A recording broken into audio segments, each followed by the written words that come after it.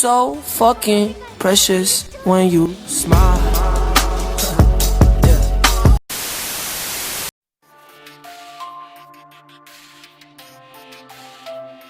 Gala Zena is a 5-star Gala light staff unit that brings yet another unique gameplay to the table. She is basically the inverse of Zena. While Zena is an offensive wand unit with strong healing capabilities, her Gala variant is a staff unit with strong offensive capabilities, so strong that she can take up the role of both healer and DPS unit without much issue. She is also the only staff unit at the time of this video to be classified as an attack unit rather than a healing unit. This reminds me of Summer Amane, who is an axe unit classified as a healing unit. Let's check out her skills and find out why her presence is guaranteed in almost all of the co-op battles I've played so far. Glorious Sanctuary heals everyone with 108% potency and provides a 15% strength buff for 1 minute. The skill also creates a small healing zone that will remain until someone with less than full HP steps on it, healing everyone with 54% potency, and for some reason heals less during co-op.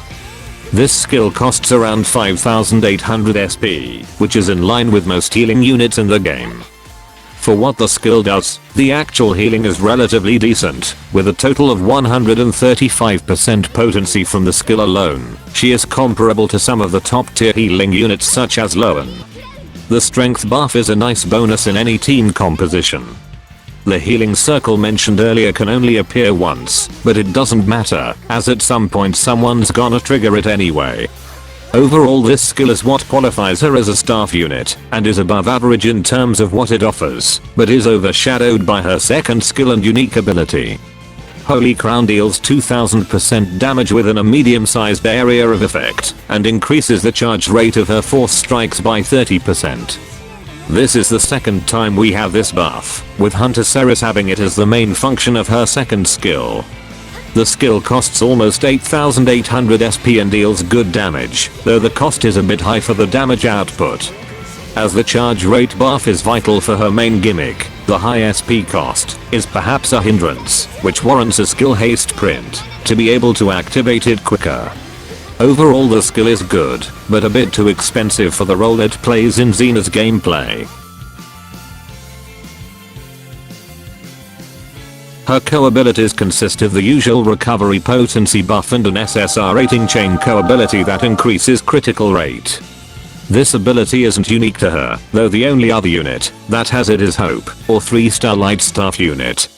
This chain co-ability is excellent, allowing her to get more crits in and deal more damage. For her abilities, all 3 of them are special to her. The least special one is a Sacred Shield, which provides 100% resistance to poison and curse, basically all shadow-based afflictions. Hallowed Auspex grants Zena a special gauge that fills when she uses her skills. Each skill fills the gauge by half. When the gauge is full, she is granted the Twilight Moon effect, which gives her a unique 5-charge force strike that takes freaking forever to charge without her second skill buff, but the damage that it provides is absolutely nuts, up to 1000%. And did I mention about her enlarged AoE for her force strike? The size is around the same as Galaclea's buff, which is huge. Overall, this ability is her main focus, and is what makes her a strong attack unit despite being a staff unit.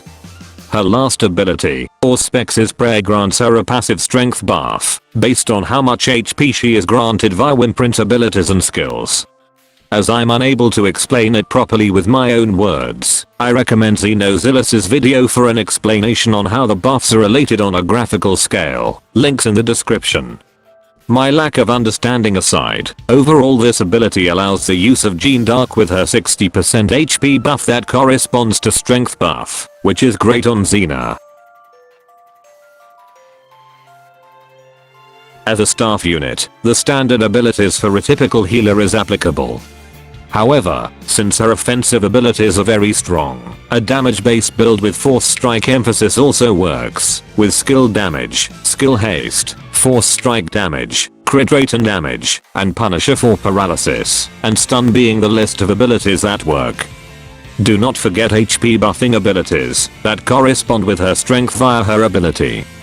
For equipment, not many has changed for my recommendations despite having gone through the major update. The Agito wand is her go-to weapon due to the strength buffing skill, with High Jupiter and Chimera Tech staffs as viable options.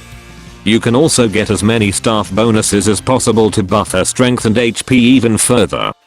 For dragons, Zodiark is preferred due to Auspex's prayer. Alternatives include Gala Thor, Taishan Gongju, Cupid, Core Saint Phoenix, and even High Jupiter with his HP and strength buff. For Wimprints, these will do.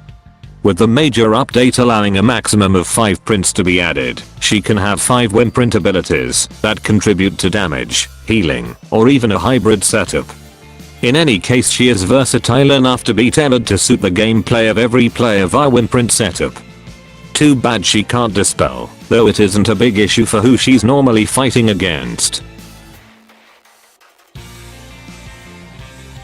Gala Zena is perhaps the Zephyr that we've always wanted, and even though she isn't technically Zephyr, she is the one we need right now.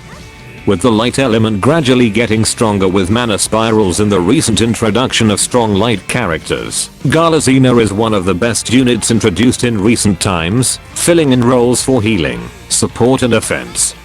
Overall, I highly recommend Gala Zena, as her sheer power and versatility make her very useful in any battle.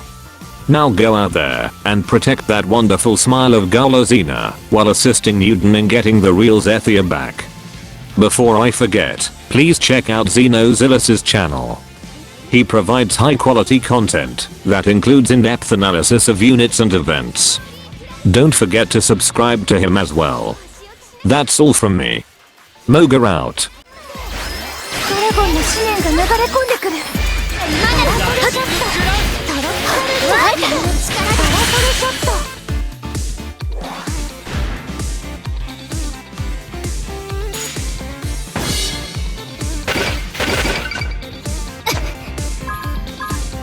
この世界に捧げる勝利です。